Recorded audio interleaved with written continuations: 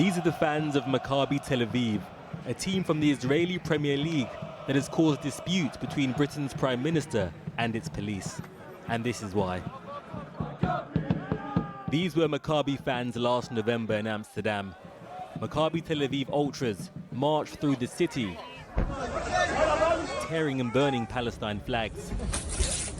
The police accused fans of attacking residents in buildings as they made anti-Arab chants.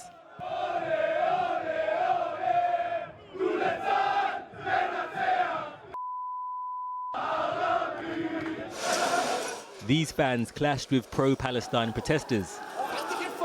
Maccabi Tel Aviv supporters were chased into rivers. Good. This for the children, for the children. Beaten and even forced to say Free Palestine. Free Palestine now! Free Palestine! This was condemned as anti-Semitic, but Amsterdam police said this was also a case of football hooliganism with incidents on both sides. Now this year, Maccabi Tel Aviv are back in the Europa League and set to play Aston Villa. But West Midlands police say the game is high risk and decided away fans will not be given tickets. This has prompted intervention from the government. It's the wrong message to send out that you can be banned from public events based on the fact that we can't keep people safe on the basis of their race, religion or nationality. So it's the wrong decision, and we want the match to go ahead next month with both sets of fans in attendance.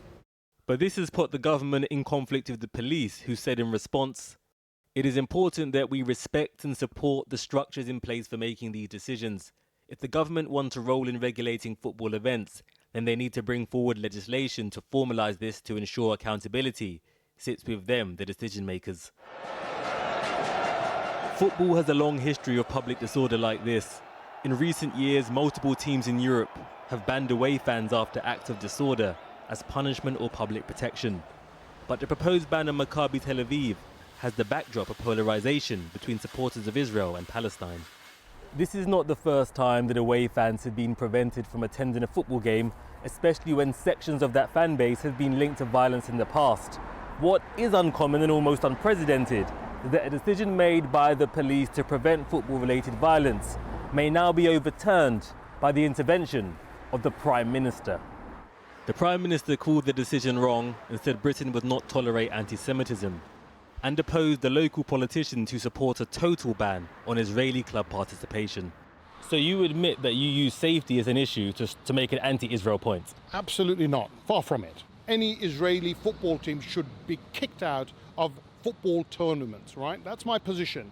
But there is a genuine safety aspect, not decided by me, decided by independent experts here in Birmingham. And then to have the Prime Minister label that decision as anti-Semitic is disingenuous and is disgraceful. In Tel Aviv, these fans say they just want to watch their team. The UK government says it is now exploring providing additional resources.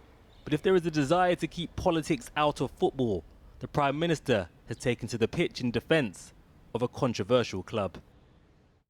Well, joining me now is the former Northumbria Police Chief Constable Sue Sim. Thank you for joining us. I mean, obviously, if you throw masses of resources at things, you can make pretty much any football match safe, but would that be the right decision? I think what we have to look at is that, firstly, the Safety Advisory Group advised the local authority in relation to how they saw the difficulties of this match. The local authority has then taken the decision to, when it issued the safety certificate, to request that, or to require that the away team fans were not allowed to attend the football match. Now, West Midlands Police say that they have intelligence which says that there will be significant difficulties with this match, which they haven't provided any further information in relation to. Yeah, do you think they should? Because they haven't, when they talk about intelligence, they haven't said whether that's intelligence about Maccabi Tel Aviv ultras, the right-wing hooligans, or whether it's about intelligence about attacks on Maccabi fans. I mean, shouldn't they tell us? I'm a great believer in communication, and I think that the police should be making it very clear which way the threats are in relation to this football match. They have cited the previous Ajax match, but the reality with that was there were 60 arrests and it seemed to be fairly equal on both sides.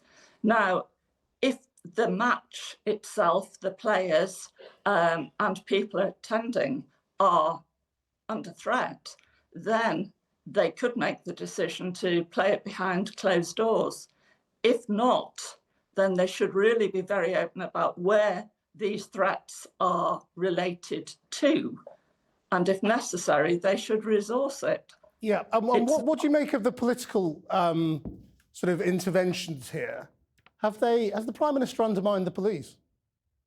Chief constables are responsible for operational policing matters. This is an operational policing matter, and politics should be kept well away from it. Well, I mean, they're anything but well away from it, aren't they? They're all piling in, saying it's the wrong decision. Absolutely. The Chief Constable and the local authority are the ones who are responsible for making this decision. They should be allowed to get on with it, but they should also be communicating the rationale to the public. Right, and so if the government, I mean, if the police's view is this is dangerous, and the government says, well, we want this to happen anyway, how are the police supposed to respond? Well, the Chief Constable is the one who is going to make any decision, unless the Prime Minister is going to start sacking Chief Constables, because they won't make way for political decisions. But can a Chief Constable really resist the Prime Minister and Downing Street and the Home Secretary and the Leader of the Opposition and everyone and his dog saying this has got to go ahead?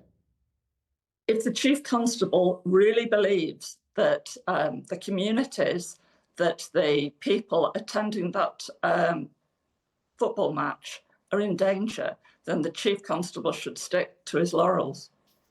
Sue Sim, thank you very much indeed for joining us.